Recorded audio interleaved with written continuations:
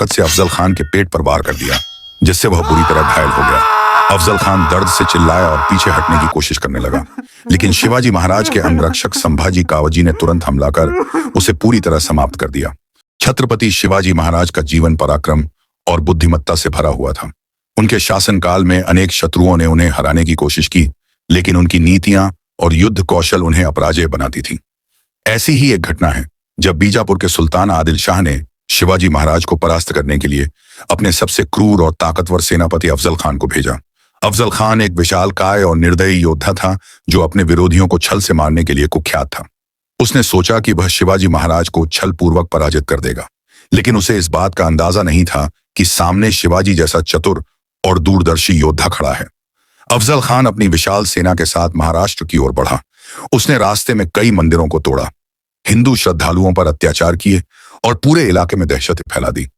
उसका उद्देश्य शिवाजी महाराज को डराकर बिना युद्ध किए आत्मसमर्पण करवाना था, लेकिन शिवाजी महाराज डरने वालों में से नहीं थे। उन्होंने इस चुनौती को स्वीकार किया और अपने मंत्रियों और सेनापतियों के साथ बैठक कर रणनीति बनाई।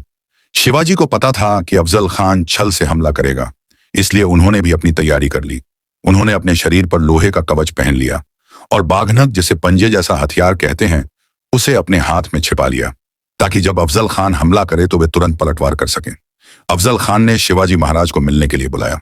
उसने यह संदेश भेजा कि वह दोस्ती करना चाहता है और बिना युद्ध के समझौता करना चाहता है, लेकिन शिवाजी महाराज उसकी चालाकियों से भली भांति परिचित थे। उन्होंने यह प्रस्ताव स्वीकार किया, लेकिन अपनी सुरक्षा के पूरे इंतजाम कर लिए। यह मुलाकात प्रतापगढ़ किले के पास तय हुई। अफजल खान ने कहा कि दोनों बिना हथियार के मिलेंगे और अपने साथ केवल 2 अंगरक्षक ला सकते हैं। शिवाजी महाराज ने यह शर्त मानी, लेकिन वह जानते थे कि अफजल खान के इरादे नेक नहीं हैं। इसीलिए उन्होंने अपने विश्वसनीय सेनापति नेताजी पालकर और अपने अंगरक्षकों को सतर्क रहने को कहा। शिवाजी महाराज जैसे ही अफजल खान के शिविर में पहुंचे, अफजल खान ने उन्हें गले लगाने का नाटक किया, लेकिन उसकी मंशा शिवाजी को अपने मजबूत हाथों में जकड़कर मारने की थी। जैसे ही उसने जोर से शिवाजी को पकड़ने की कोशिश की, वैसे ही उसने अपने छुपे हुए खंजर से शिवाजी महाराज के पेट में वार किया, लेकिन शिवाजी महाराज पहले से तैयार थे। उन्होंने लोहे का कवच पहन रखा था, इसलिए अफजल खान का वार बेअसर हो गया। शिवाजी महाराज ने तुरंत अपने बाघनख निकाले और पूरी ताकत से अफजल खान के पेट पर वार कर दिया, जिससे वह बुरी तरह घायल हो गया। अफजल खान दर्द से चिल्लाया और पीछे हटने की कोशिश करने लगा, लेकिन शिवाजी महाराज के अंगरक्षक संभाजी कावजी ने तुरंत हमला कर उसे पूरी तरह समाप्त कर दिया। अफजल खान का सिर काटकर शिवाजी महाराज के पास लाया गया। इस घटना से पूरी बीजापुरी सेना में हड़कंप मच गया।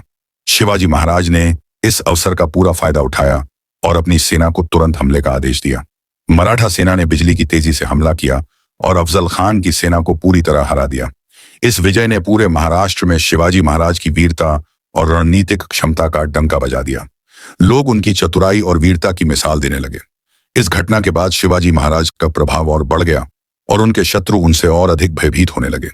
यह घटना दिखाती है कि सिर्फ ताकत ही नहीं, बल्कि बुद्धिमत्ता और सही योजना भी किसी भी युद्ध में विजय दिला सकती है।